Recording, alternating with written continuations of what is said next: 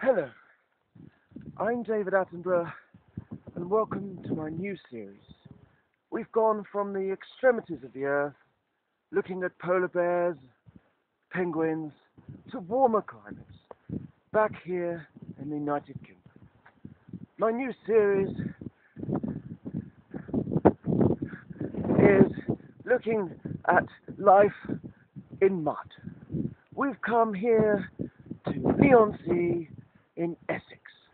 This is to kickstart the series because here there's more mud than anywhere else in the British Isles.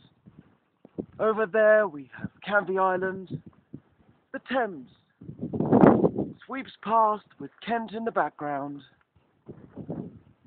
Behind me is Southend with one of the largest piers that stands over acres and acres of mud.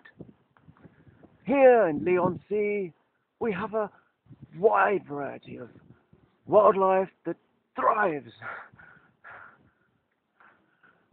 on the mud. Curlews peeping, murmurations of starling mesmerized by the mud. And you, viewer, are also going to enjoy this series where we explore mud.